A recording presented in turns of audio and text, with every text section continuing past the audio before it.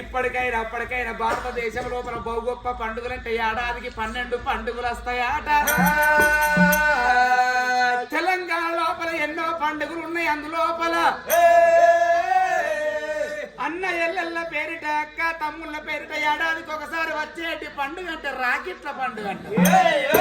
రాఖీల పండుగ నాడు ఏ ఆడబిడ్డలు తల్లిదండ్రి తోలుకపోరు తనంతర తన భర్తను తోలుకోరి పుట్టింటికి పోయి అన్నగళ్లకు తమ్ముళ్లకు రాఖీల్ని కట్టేస్తుంది ఆడబిడ్డ.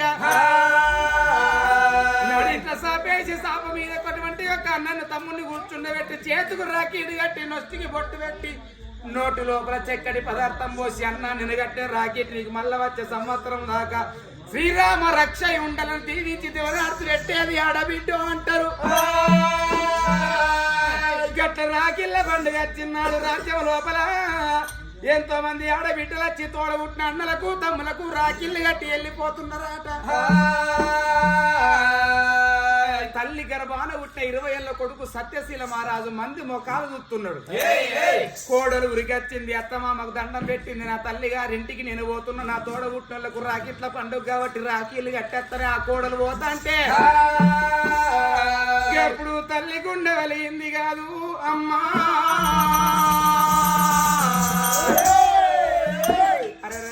నాకొక్క బిడ్డ ఉన్నట్టుంటే నా కోడలు పోయినట్టు నా బిడ్డ నా ఇంటికి రాకపోతుండనా? నా చేతికి రాఖీలు కట్టకపోతుండరా? నా కొడుకు చేతికి రాఖీలు కట్టకపోతుండరా? అందుకే అన్నరాట 5 ఏళ్లకోసారి చక్కెర కొడుకలు పోయన్న ఇంటి పుట్టింటి ఆడవిల్ల ఉండల్లో అంటారు. కొత్త ఇల్లు కట్టుకున్న నాడు కడపకైదు బొట్టు పెట్టి ముందు నడిచి కూరాడు కుండల్లో చేయి పెట్టి మంగళారతి బట్టి నడిచేది ముందు తొలుగుతూ ఆడబిడ్డ అంటారు. ఆడవిల్ల లేనిల్లు వరక దోషము కూరాడు లేనిల్లు కూర్చున్న దోషము తర్వాత లేనిల్లు దాస దాట దోషము నీరాడు లేనిల్లు నిల్వ దోషం అంటారట. అంత పేరు ఇంత పేరు సత్తే బొంద పేరు అంటారు. రేపు మా ప్రాణం పోయినాడు ఎత్తుకపోయి పారే తలగొర్రా గట్ట ఒక్క కొడుకు నాకున్నాడు గాని నా శవాల కడబడి ఏడ్చేతందుకు నాకు ఒక్క బిడ్డ లేకపోయినే. వంశాన్ని ఉద్ధరించటోళ్ళు కొడుకులు అంటారు. బలగం ఎత్తి పాడేది బిడ్డలు అంటారు. ఇళ్ళ నా గర్భంలో ఈడేం పోలేదు చోడేం పోలేదు కొడుకు తోడ నాకొక్క బిడ్డ లేకపోయే. నా భర్త వచ్చినాక నాదా నాకు కొడుకు తోడ బిడ్డ పొలము కావాలని కోరుకుంటారా అని 7 మేడల్ల చిన్నవై కూర్చున్నది కన తల్లి సుశీలరాణి. మరి రాజుల కసిరి కాడనయ్యో ఆ గంట పొద్దెక్కి అన్నాల వేలైతుంది. బొమ్మంత పొద్దెక్కి భోజనాల వేలైతుంది. మరి నేను పోయేదాకా నా భార్య నా కొరకు ఎదురు చూస్తుంటది. నా భార్య దగ్గర పోయి కమలమంత అన్నం నేను తిని వస్తానా అని. మరి కొడుకులారా మంత్రులారా సామంత్రులారా నేను వచ్చేదాకా చేసే దానం బంధు పెట్టకుండ్రి ధర్మం బంధు పెట్టకుండ్రి. ఎందుకొరకంటే దానం అనేది చెడని పదార్థం అట. ధర్మం అనేది చెడని పదార్థం అట. ఏ మానవుడైన భూమి మీదకి వచ్చినప్పుడు క్షేత్రం ఎరిగి విత్తనం పెట్టాలి, పాత్రం ఎరిగి దానం వేయాలి, గోత్రం తెలిసినటువంటి పిల్లను తెచ్చుకోవన్నట. క్షేత్రం ఎరిగిన విత్తనం అంటే మనం బలమైన కార్తీ లోపల ఏదైనా విత్తనం పెట్టిరంటే మా అన్న సైజులో బలమైన పంట పండుతుంది.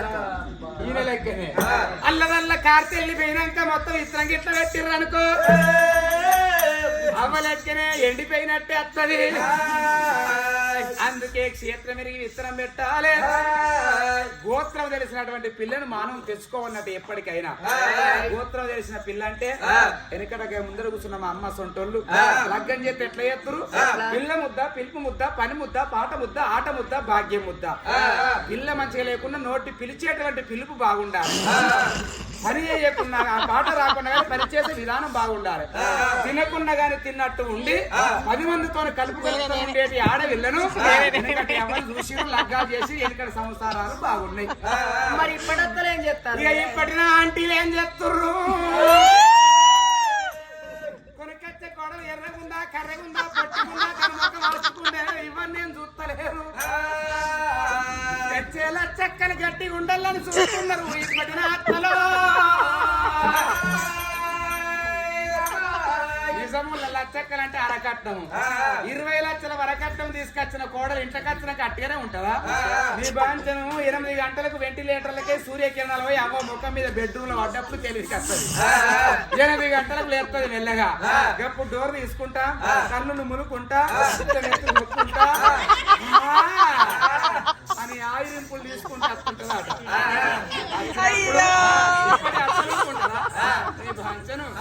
కోరి 8 అవుతుంది 8 గంటల దాకా ఇవ్వాలన్నా ఇంత వండుకుంటారా లేచి పొద్దుగా లేచి ఆకిలి సాంపు వేసి ఆకిట్లో ముగ్గెత్తేం పుట్టు చాయ్ పెడితేమో అని ఇప్పటి అత్తలు అంటారు కొనకొచ్చిన కోడలు అట్టిగానే ఒప్పుకుంటుందా ఊక 20 లక్షలు తెచ్చినా నువ్వేం కట్టని చేస్తున్నావు లేచే వరకు ఇంత టీటీపీని చేసి పెట్టి నేను తినిపెట్టానా అని ఇప్పటి కొత్త కోడలు అంటలేరా ఇప్పటి పాత అత్తలు పడతలేరా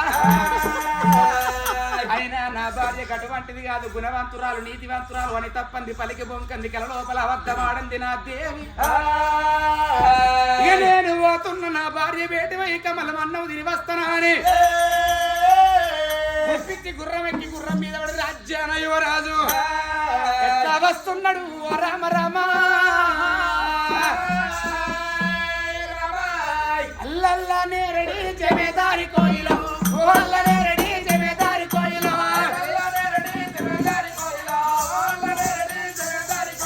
అల్లల్లా నేరడి జమేదారి కోయిలో ఓల్ల నేరడి జమేదారి కోయిలో